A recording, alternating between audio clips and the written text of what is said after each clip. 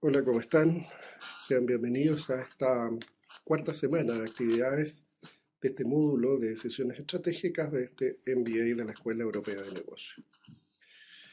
Si ustedes recuerdan, en los módulos anteriores vimos conceptos relacionados con los objetivos empresariales, fundamentalmente segmentación estratégica, el concepto de unidad estratégica de negocio, el concepto de cadena de valor.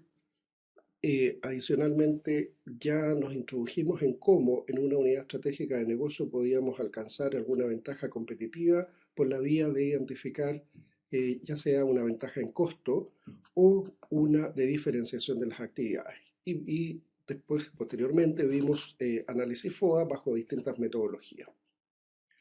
A partir de eso, estudiamos la relación entre la estrategia, la estructura y los procesos.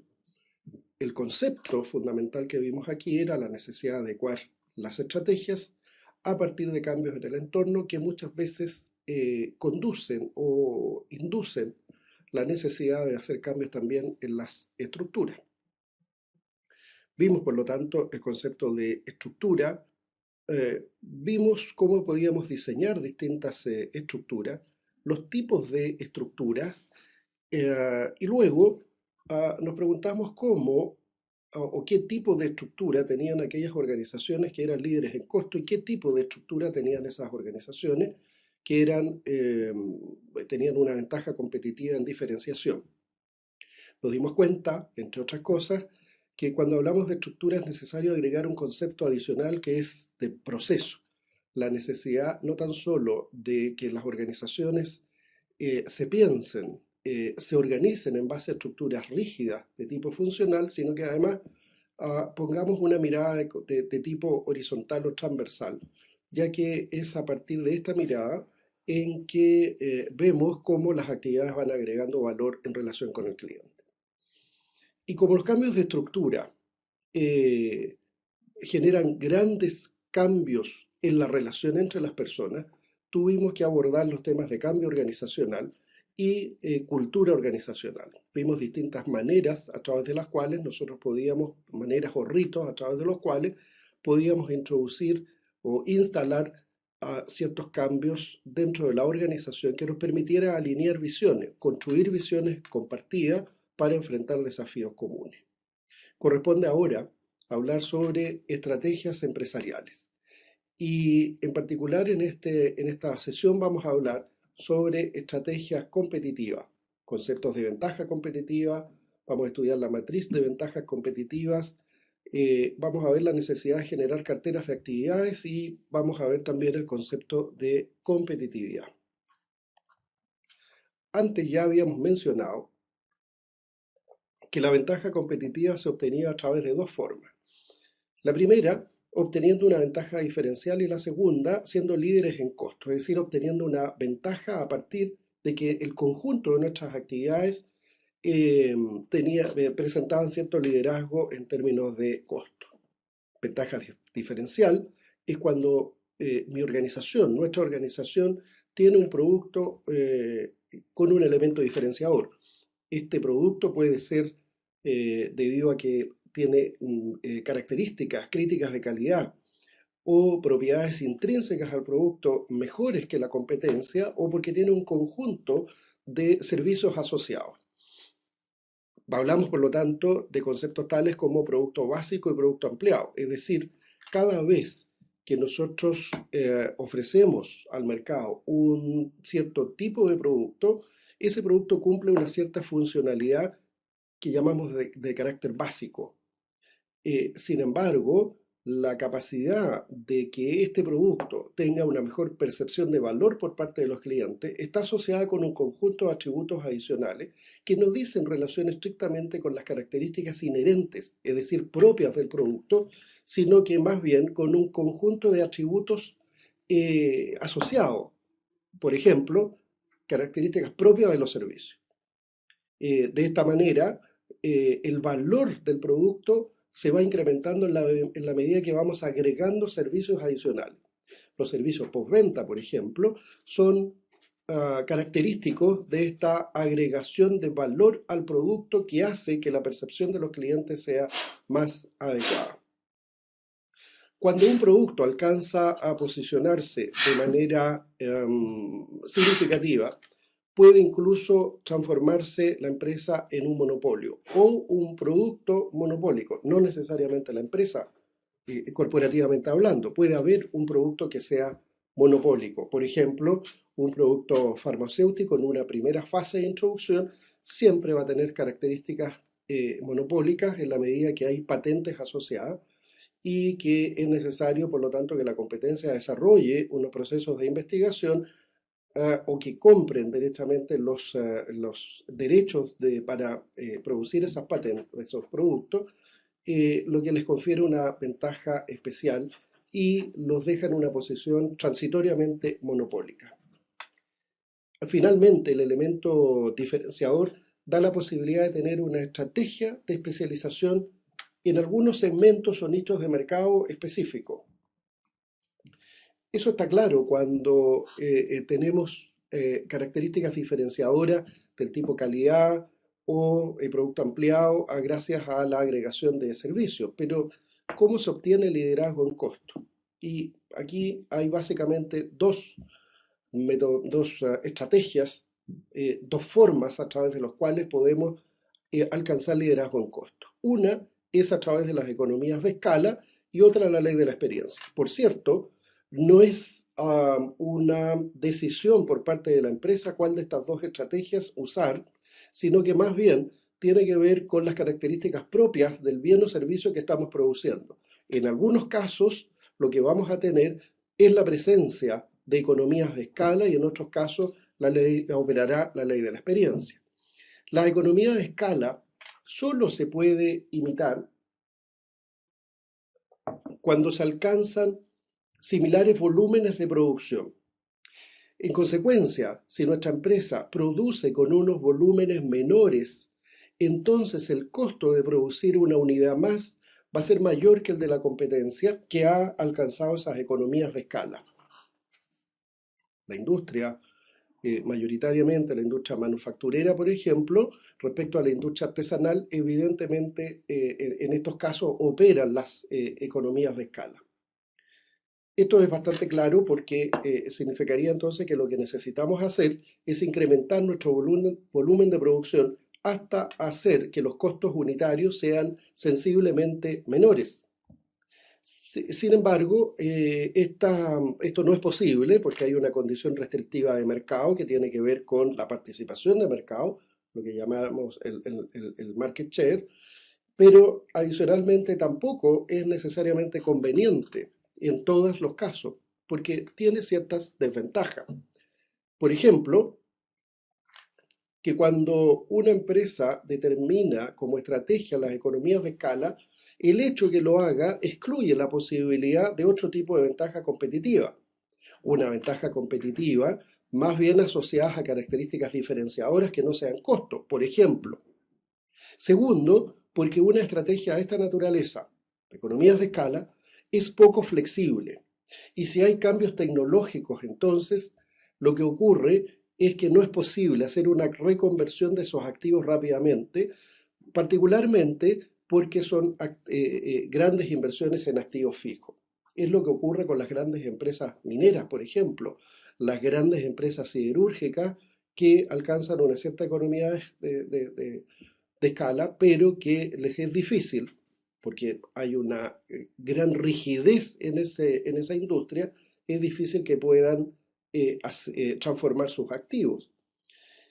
Y en tercer lugar, porque hay una desventaja clara, nítida, tiene que ver con la escasa innovación. Cuando nosotros propiciamos, intencionamos la existencia de una economía de escala en nuestros procesos, lo que estamos haciendo es en parte negarnos también a la innovación. Lo que buscamos, por lo tanto, es la disminución de costos. Eso es economías de escala. Las economías de escala, por lo tanto, aparecen casi naturalmente a partir del crecimiento en volumen de la producción, que no debe ser confundido con la ley de experiencia. La ley de experiencia o aprendizaje depende del volumen acumulado producido, volumen acumulado. Es decir, podemos llegar a la conclusión que depende del tiempo transcurrido entre la puesta en marcha de la producción de algo, de un bien o de un servicio, hasta que se alcanza este nivel dado por la ley de aprendizaje, en que por experiencia de los operarios, por mejores procesos, por un equipo más especializado, se llega a un punto tal en que los costos unitarios de producir se hacen menores. Por ejemplo, es importante señalar que el marketing en franquiciado sigue la ley de experiencia, es decir, se ha llegado a un punto en que las casas matrices han acumulado una experiencia, un aprendizaje tal que lo traspasan a sus franquicias, de tal manera que éstas acortan el tiempo en el cual esa estrategia de marketing se hace efectiva.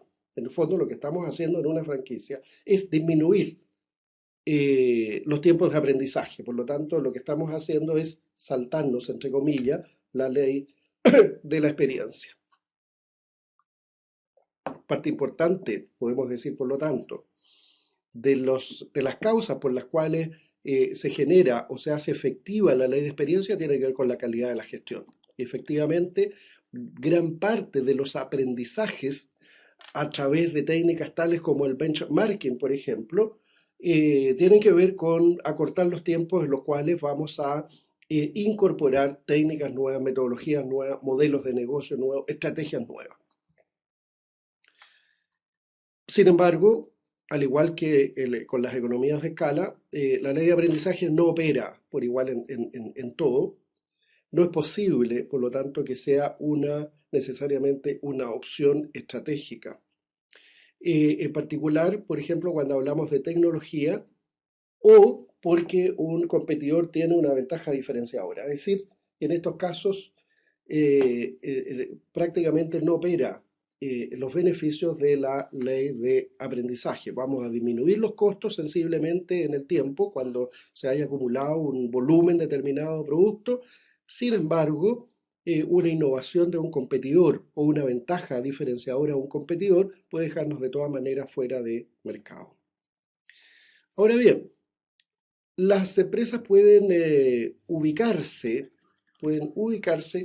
en distintos tipos de industria dependiendo si tienen o no ventajas competitivas y qué tan importantes pueden ser estas ventajas competitivas. Para abordar este tema, hablamos de la matriz de ventajas competitivas y qué es lo que vamos a observar. La matriz de ventajas competitivas es lo que vamos a observar en la siguiente transparencia. En un segundo. Ahí está.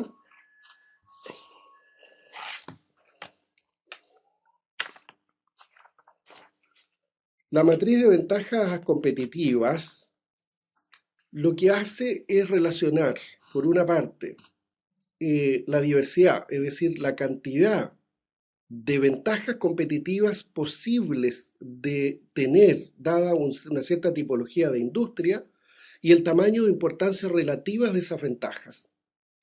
Entonces, aquí lo que observamos son cuatro segmentos o cuatro cuadrantes. Uno de ellos, fragmentación, industria de fragmentación o industria fragmentada, en que el tamaño de las ventajas es pequeño, tamaño de las ventajas pequeño, es decir, es poco significativo, pero hay muchas posibles ventajas competitivas.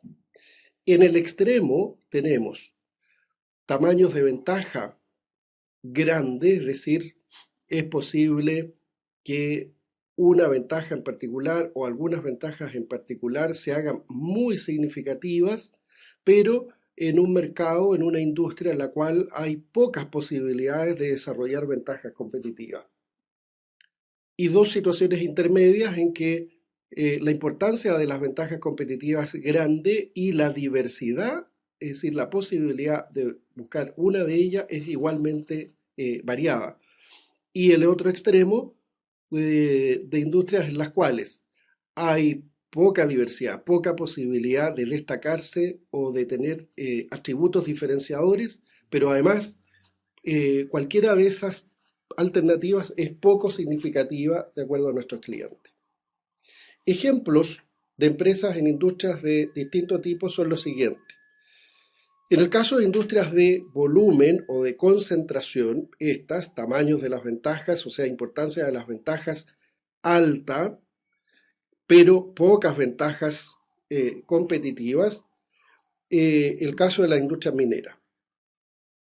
O una industria relativamente concentrada, como puede ser la turística, que se caracteriza por pocas grandes empresas, estamos hablando de cadenas,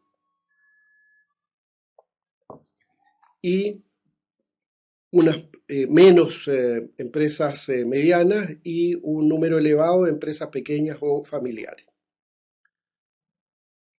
Las industrias de especialización, las industrias de especialización son, por ejemplo, las industrias farmacéuticas, en que es posible, o industrias tecnológicas en general, en que es posible desarrollar eh, cualquiera de muchas ventajas competitivas y cualquiera de ellas que las desarrollemos va a ser muy importante para defender nuestra posición competitiva. Lo que se van a generar, por lo tanto, son niveles de industrias altamente especializadas. En el caso de industrias en estancamiento, las industrias en estancamiento, es decir, aquellas en las cuales hay pocas ventajas y estas pocas ventajas son igualmente poco relevantes, es el típico caso de la industria siderúrgica, una industria permanentemente en dificultades, en problemas, con tecnología relativamente atrasada, que requiere saltos bien importantes de mucha inversión para modernizarse. Y la industria de fragmentación o industria fragmentada es aquella que tiene una gran diversidad de alternativas a través de las cuales podemos posicionar nuestros productos de manera diferenciada, pero ninguna de esas ventajas competitivas es relativamente importante. Aquí tenemos de todo tipo, desde muebles, reparación de automóviles, en general, la industria de servicios, restaurantes, comidas rápidas, la industria de la moda, eh, la industria de la construcción, los hoteles, etcétera. Ahora, a partir de esto, conviene preguntarse cuál es la situación global de la empresa con respecto a todas las actividades, con respecto a todas las actividades en la cual actúa. Porque en rigor, una empresa, una organización, desarrolla un conjunto de actividades comerciales. Tiene distintos productos que están posicionados en mercados distintos. Es decir, tiene distintos o varios binomios producto-mercado. Y por lo tanto tiene varias unidades estratégicas de negocio en específico. Esto nos lleva al concepto entonces de la cartera de actividades. Si nuestra empresa produce distintos tipos de productos que tienen competidores distintos en mercados o segmentos de mercado o nichos de mercados distintos, entonces lo que tenemos es, por definición, una cartera de actividades o de productos. ¿Cómo podemos saber ahora si esta situación es así o más bien tenemos un conjunto de productos que son familiares entre sí y que corresponden a una misma tipología? Primero, ¿por qué es importante saber esto? Porque dependiendo de la respuesta, dependerá fuertemente el tipo de estrategia que usemos. Y hay dos formas de saberlo. Lo primero es a través del método BCG, de la matriz de la British Consulting, de la Boston Consulting Group, y el método de la atractividad competitividad. Vamos viendo el método de la BCG. Y para eso vamos a revisar una transparencia que es a través de la cual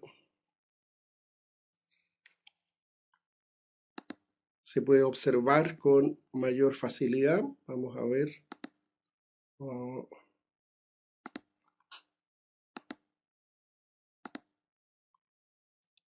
aquí.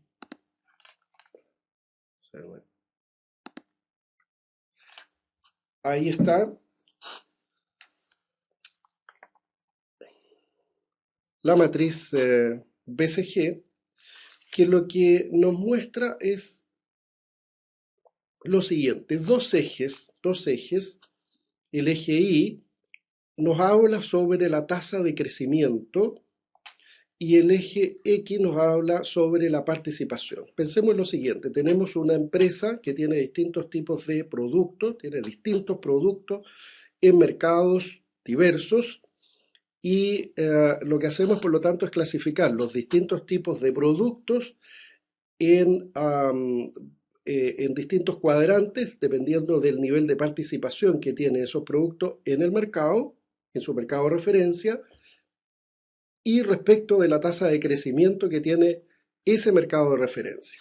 Y tenemos cuatro posibilidades de identificación de productos. Uno son los productos estrella, dos son los productos pregunta, tres los productos vaca lechera y cuatro los productos perro. Lo primero que tenemos que preguntarnos es cómo consideramos, cómo calculamos estos ejes, porque aquí aparecen unos números: baja tasa de participación a alta tasa de participación, considerando desde 0 a 20%, y baja participación a alta participación desde 0 a 5 o 10. Vamos viendo. ¿Cómo calculamos la tasa de crecimiento de la industria y o del mercado? ¿Qué es lo que nos interesa aquí? La tasa de crecimiento del mercado, que se representa en este eje vertical, se usa para medir el aumento del volumen de ventas del mercado o de la industria, y va desde 0 a 20%, con una media en 10%. Estos son porcentajes más o menos estándares, y por cierto uno los puede modificar, pero esto es lo que se usa normalmente, y uno los puede modificar en mercados que tienen tasas de crecimiento que son sensiblemente mayores o menores. Menores, yo diría que bastante difícil, porque significa que estamos hablando de mercados que son poco atractivos, y mayores sí puede darse en situaciones, ¿no es cierto?, en que tenemos crecimientos explosivos. ¿Qué es lo que hacemos? Estimamos estos valores tomando en consideración el volumen de ventas totales del mercado en los últimos 2 años, los últimos 2 periodos, 2 o 3 periodos. El volumen de ventas totales de la industria, por lo tanto. Esto es relativamente sencillo, porque aquí estamos hablando de los agregados a nivel industrial. Por ejemplo, la industria minera, bueno, veremos cómo se ha comportado en los últimos años el crecimiento en la producción y en el consumo de metales, o la industria de los alimentos o la industria de la leche, cómo ha ido creciendo en mis mercados de referencia. En el caso del cálculo de la participación relativa, recuerden que hablábamos de baja participación a alta participación, 0 con una línea media de 1, y después 5, 10. Aquí la media se traza en 1 o 1,5. Por encima de ese nivel la cuota de mercado es fuerte. Debajo de ese nivel, debajo de 1 o 1,5, la participación es baja. Estos son datos más o menos estándares para distintos medios. Pero por cierto, siempre es conveniente fijarse algunos parámetros que sean sensibilizados de acuerdo a nuestra propia realidad. Ahora, para calcular la participación relativa de mercado, lo que hacemos es dividir la participación del producto, de nuestro producto o de nuestra empresa, es decir, de la unidad estratégica de negocio, analizando su participación con el competidor con mayor participación. No es con el mercado total, sino que es con el competidor con mayor participación. Y el competidor con mayor participación puede tener una participación mayor, igual o menor que la nuestra. Por cierto, si la participación del competidor es igual que la nuestra, entonces esta relación es 1. Si la relación es menor, entonces nos movemos hacia acá. Y si nuestra participación es menor que la del principal competidor, entonces nos movemos hacia este segmento. Por lo tanto, podemos decir que la participación relativa serán las ventas de la empresa o el porcentaje de participación en el mercado partido por las ventas o el porcentaje, las ventas del mayor competidor o el porcentaje de participación del mayor competidor. Cualquiera de los dos indicadores nos conduce a lo mismo. Y hacemos, por lo tanto, hacemos este análisis para cada uno de nuestros productos. ¿Y a qué nos lleva esto? Nos lleva a lo siguiente. Si nosotros tenemos un producto de un portafolio de productos en nuestra empresa, supongamos que tenemos 4 productos, el producto 1 presenta una alta participación, digamos una participación de este nivel 5, significa que respecto del competidor es 5 veces mayor su nivel de ventas o su nivel de participación en el mercado. Pero además el mercado es creciente fuertemente y se está moviendo en torno al 15 o 20%. Significa eso que estamos frente a un producto estrella. Al revés, si el producto tiene una baja participación, supongamos somos un 10% en relación a nuestro principal competidor, pero si además la tasa de crecimiento del sector es cercano al 0,5%, significa que ese producto es un producto perro. Ya vamos a explicar qué es lo que hacemos en estos casos. Eh, en el caso de que tengamos una baja participación de nuestro producto, pero la tasa de crecimiento del mercado es alta, entonces aquí lo que tenemos es un producto pregunta. Y si la participación que tenemos en el mercado es alta, 5 o 10 veces mayor que el principal competidor, pero la tasa de crecimiento es baja, entonces tenemos un producto vaca lechera. ¿Y qué significa cada uno de estos?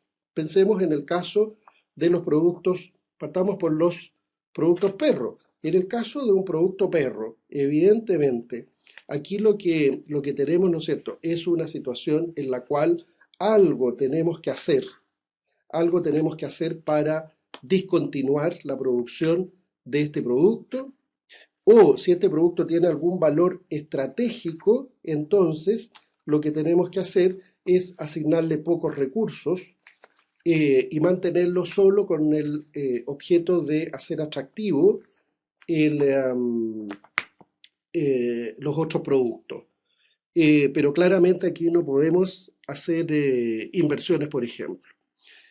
En el caso de los productos estrella es donde tenemos que hacer las máximas apuestas, porque aquí lo que tenemos es la necesidad de mantener una alta participación en un mercado que es altamente creciente. Por lo tanto, la tasa mínima de crecimiento que tiene que tener este producto es la misma tasa que tiene el mercado. Y eso significará, por lo tanto, hacer inversión.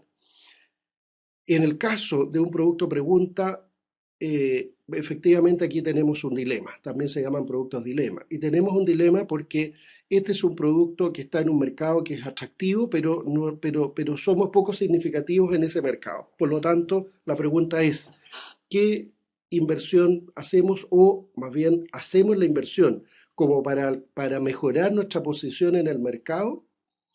O más bien desinvertimos de tal manera, ¿no es cierto?, que no competimos con aquellos competidores que pueden generar reacciones adversas a nuestra estrategia. Y en el caso de los productos vaca lechera, aquí el concepto es que nosotros tenemos que exprimir, sacar el máximo de catch de estos productos, porque estos son productos los cuales tenemos que aprovechar nuestra alta participación de mercado, pero que están en un mercado maduro o incluso en declinación. Por lo tanto, es un mercado en el cual no podemos apostar por crecimiento. El hecho de que no apostemos por crecimiento significa que no podemos arriesgar recursos para hacer grandes inversiones.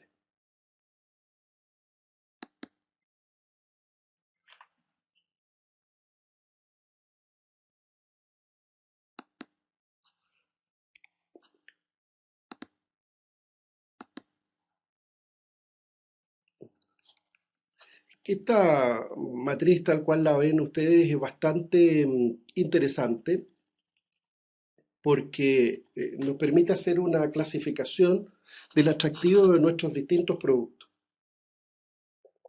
En las empresas más complejas, en que coexisten distintas unidades de negocio y distintos tipos de productos, es necesario hacer estos análisis para saber de dónde obtengo los recursos, a dónde tengo que derivarlos, dónde tengo que hacer las inversiones, porque hay intereses de carácter estratégico, por ejemplo, producto de un fuerte crecimiento del mercado, dónde tengo que desincentivar y desinvertir, dónde tengo que desincentivar las acciones y derechamente desincentivar, desinvertir y en lo posible retirarme, y donde tengo que generar un gran esfuerzo para mantener mi posición competitiva y seguir creciendo. Hay un segundo mecanismo, un segundo método que se llama el de atractividad, competitividad o matriz de General Electric, que vamos a apreciar de inmediato. Aquí está. Ah, perdón, se me fue la imagen. Ahora sí, este método de atractividad-competitividad lo que nos permite es identificar distintos, distintos cuadrantes, en total 9 cuadrantes, que lo que hacen es medir, por una parte, el atractivo del mercado y la posición competitiva de la empresa, de la unidad estratégica de negocio o del producto en cuestión. Estos nueve, estas 9 posiciones se asocian a estrategia y lo importante es que este método de atractividad-competitividad de inmediato nos ayuda a definir cuáles deben ser las estrategias a seguir. Por ejemplo, si tenemos una posición competitiva fuerte en el mercado y el mercado es altamente atractivo, ya sea por crecimiento o porque los precios están subiendo, entonces lo que tenemos que hacer es un esfuerzo en inversión y crecimiento. Si nos vamos al otro extremo, si tenemos una posición competitiva débil, somos poco significativos en el mercado, no somos reconocidos en función de nuestros atributos diferenciadores, pero además el mercado es poco atractivo, está creciendo poco. Entonces lo que tenemos que hacer es una desinversión rápida. Estos cuadrantes que están aquí, estos 3 cuadrantes, nos muestran precisamente la parte más pobre y en la cual lo que tenemos que hacer es ir hacia desinversiones o cosechar y retirarme. A diferencia de lo que ocurre en estos 3 cuadrantes de arriba, que son los verdes, en los cuales tengo que hacer esfuerzos de inversión y crecimiento muy selectivo o crecimiento general. Y la zona media en azul, aquí tenemos una mezcla entre posiciones competitivas débiles de nuestra empresa y posiciones competitivas fuertes. Tenemos las 3 gamas, de la misma manera que el atractivo del mercado, es decir, el atractivo puede ser bajo, medio o alto. En estos 3 casos tenemos la necesidad de hacer una discusión estratégica mucho más profunda. ¿Y por qué? Porque aquí hay que proceder de manera selectiva. Aquí es posible hacer estrategias que son totalmente opuestas. Podemos hacer inversión y por lo tanto eso implica selectivamente crecer y al revés podemos hacer desinversiones rápidas porque hay que abandonar el sector. Uh, es decir, hemos visto por lo tanto 2 metodologías a partir de las cuales lo que tenemos es una cierta manera de identificar eh, que una empresa, una organización en general, no tiene un único producto o una familia de productos que se ubican competitivamente en el mismo segmento y que tienen los mismos competidores, sino que lo más probable es que sea necesario hacer un análisis más en profundidad, porque va a tener competidores distintos y sus productos van a estar posicionados de manera diferente. Hemos visto dos técnicas que nos orientan respecto a cuál es la estrategia que tenemos que seguir para ser más competitivos. El juego, por lo tanto, tiene que ver con la competitividad. En consecuencia, el concepto siguiente que tenemos que abordar es el de competitividad. Y la pregunta que tenemos que responder es cuál es el grado de competitividad con que mi empresa enfrenta el mercado.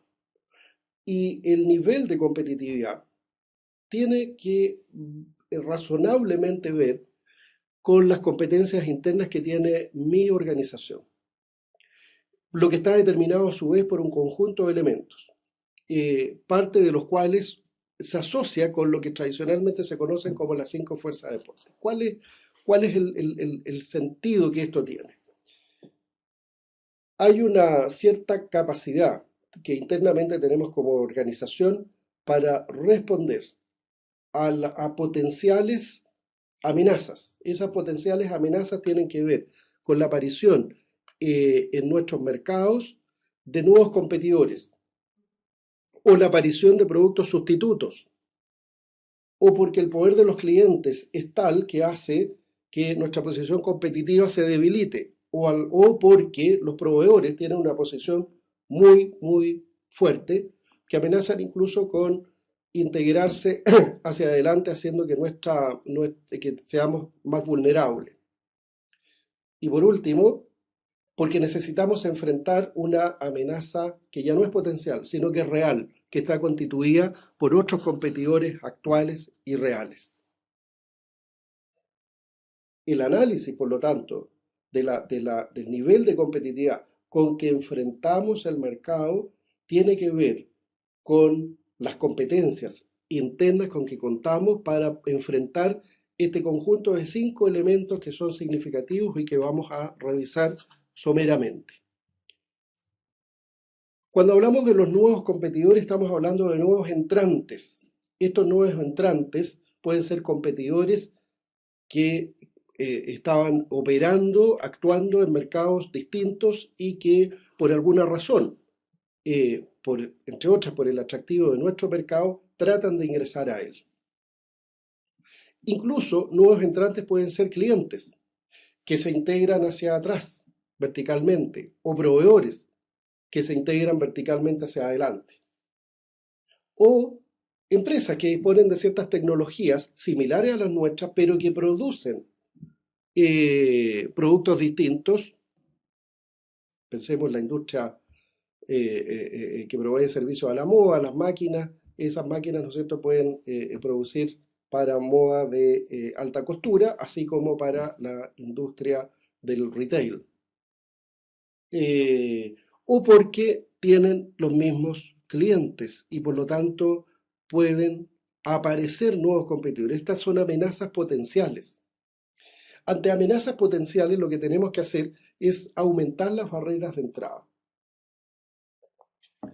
Las barreras de entrada las podemos aumentar dependiendo del tipo de industria con distintas estrategias o mecanismos, con economías de escala, o porque se presenta fuertemente el efecto aprendizaje y rápidamente lo incorporamos, o porque hay costos de cambio que son muy altos para el cliente y por lo tanto los clientes finalmente no se van a ir a la competencia producto de que eso les puede significar graves perjuicios, a eso le llamamos costo de cambio, o por que dificultamos el acceso a los nuevos entrantes a los canales de distribución.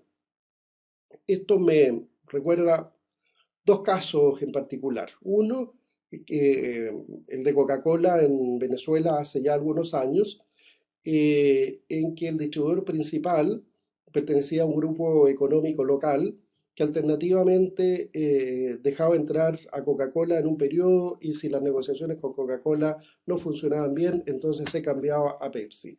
Lo que ocurría ahí, por lo tanto, es que había un acceso privilegiado a un canal de distribución, impidiéndose, por lo tanto, que la competencia fuera competitiva, dado que lo que determina la competitividad de ese sector en particular son los canales de distribución. O en el caso de los cigarrillos, el caso de Chile Tabacos, que tiene más del 95% del mercado de los cigarrillos en nuestro país frente a Philip Morris. Lo que ocurre aquí es que Chile Tabaco lo que hace es bloquear la entrada en los pequeños comercios de Philip Morris. Es una empresa que ha sido sancionada, de hecho, por la Fiscalía Nacional Económica, por el Tribunal de la Libre Competencia, pero que sigue desarrollando estas prácticas porque lo que está haciendo es, en este caso de manera ilegal, porque está vulnerando la libre competencia, está elevando las barreras de entrada a un competidor. Se menciona a veces, y ustedes lo van a encontrar en los apuntes, que las necesidades de capital para invertir en un negocio constituyen también barreras de entrada. La verdad es que esto es absolutamente discutible, en lo personal no lo comparto, sin embargo hay autores que señalan que este es un mecanismo para establecer barreras de entrada, hay otros autores que señalan que no. En mi opinión, como digo, a mí me parece que no. Los niveles de inversión da una cierta industria, son los niveles de inversión necesarios para operar en ese mercado. Por ejemplo, es razonable que la industria minera, de la gran minería, requiera invertir cientos o miles de millones de dólares, así como la industria financiera, pero no otras industrias. Por ejemplo, la industria del retail requiere de menos financiamiento. Por lo tanto, esta es una condición que no es propiamente una barrera de entrada, es una condición que es similar para todos dado unos ciertos mercados. Hablamos de una barrera de entrada cuando yo como competidor, que ya estoy en ese segmento de mercado, no debí incurrir en ella. Por ejemplo, si hubiese entrado al negocio de la gran minería sin inversiones. Y todos mis competidores después tienen que hacer grandes inversiones. Pero no es el caso. A las barreras de entrada, eh, que sean defendibles, hay que agregar el análisis de la capacidad de réplica, que depende de la disponibilidad de recursos y de la dependencia de la empresa en el segmento producto-mercado. Porque a veces nosotros podemos desarrollar una cierta estrategia de elevar las barreras de entrada, pero vamos a tener una capacidad de réplica que sobrepasa nuestras capacidades financieras y por lo tanto los nuevos entrantes pueden de todas maneras ganar espacio a pesar de que hemos hecho un esfuerzo por elevar dichas barreras de entrada. Una segunda amenaza potencial tiene que ver con los productos sustitutos y en el caso de los productos sustitutos es bien, muy importante, porque aquí la clave central es que la idea, ¿no es cierto?, es que haya otro producto alternativo que desempeña la misma función para el mismo grupo de consumidores, pero basado en tecnologías diferentes. Estamos hablando del caso de la fibra óptica frente a los conductores eléctricos, el caso del azúcar frente a los endulzantes, y un producto sustituto siempre es una amenaza muy fuerte sobre nuestra posición porque puede cambiar drásticamente el escenario sobre el cual estamos compitiendo. Asociados a los productos sustitutos están normalmente las innovaciones, por lo tanto hay que tener siempre en cuenta hacer análisis prospectivo respecto de cuáles son los avances tecnológicos que hay en los distintos sectores, porque podemos tener muy bien consolidada nuestra posición en el mercado, pero sobre la base de tecnologías que van a ser superadas en el corto plazo. El caso de la industria de los fax, para algunos de ustedes se recordarán, a mediados de los años 80, cuando estaba el boom del crecimiento de esa industria, y por lo tanto había competidores muy claros y había líderes del mercado, Xerox, en fin, otras empresas que estaban haciendo grandes desarrollos dentro del mismo sector, mejorando la calidad de los fax y lo que ocurre, ¿no es cierto?, es que hay un cambio tecnológico importante en las tecnologías de información y comunicaciones, aparece Internet, el correo electrónico y los fax prácticamente desaparecen. Por lo tanto, hay que estar siempre pendiente de cuáles son los cambios que se van produciendo, sobre todo las innovaciones tecnológicas. Siempre La amenaza de los sustitutos es un freno al alza de precios. Eh, por ejemplo, el precio del cobre no puede subir indefinidamente. Y no puede subir indefinidamente porque entonces lo que va a ocurrir es que va a llegar un punto en el cual todas las alternativas al cobre se hacen más atractivas. Y entonces todo el sistema eléctrico va a ser reemplazado por otro tipo de material. Otra de las amenazas potenciales, otra de las amenazas potenciales tiene que ver con los clientes. Y parece raro, pero ¿los clientes pueden ser rivales? Sí, los clientes pueden ser rivales, pueden ser una amenaza. ¿Cuándo? ¿En qué condiciones pueden ser una amenaza? Eh, Fundamentalmente cuando el proveedor, es decir, nosotros, somos poco relevantes, pero el negocio es atractivo y existe la posibilidad para ese cliente de integrarse hacia atrás. Eh, por ejemplo, si el cliente es muy importante para el proveedor y existen muchos proveedores poco diferenciados. Pensemos en la industria minera, que ahí tiene un enorme número de proveedores. Una empresa minera o los proveedores de la minería son alrededor de 4.000 a 6.000 proveedores permanentes.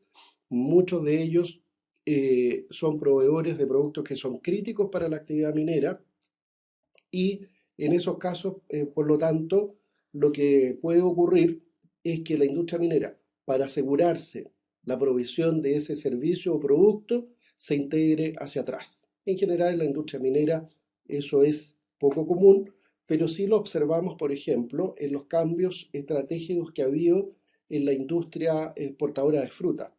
Cuando aparece el boom de la exportación frutícola a mediados de los fines de los 70, en los 80 en nuestro país, el modelo de negocio clásico era un productor, normalmente pequeño o mediano, productor de frutas, manzanas, peras, etcétera, uva, una empresa que aportaba todo el sistema y la tecnología de frío y de envasado y que además hacía las tareas de exportación. Posteriormente, ese modelo de negocio cambia parcialmente y hoy día las empresas exportadoras, que son dueñas de los frigoríficos y de los empaques, adicionalmente tienen predios propios, los cuales producen su propia fruta. Lo que se está observando ahí, por lo tanto, es una integración hacia atrás.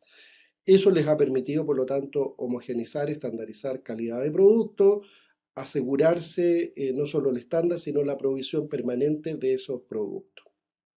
Una cuarta opción tiene que ver con los proveedores como una amenaza. Y de la misma manera que los clientes eran una amenaza, los proveedores también lo pueden ser. Y lo pueden ser sobre todo cuando hay desarrollo de productos o cuando para la empresa no es un cliente relevante, cuando los productos están bien diferenciados. En estos casos, en todos estos casos, el proveedor puede integrarse eh, hacia atrás, perdón, puede integrarse hacia adelante. Interesante es notar, eh, y creo que aparece también en el texto, que la mano de obra, es decir, todos nosotros como trabajadores en una empresa, también somos un proveedor y por lo tanto también generamos una presión.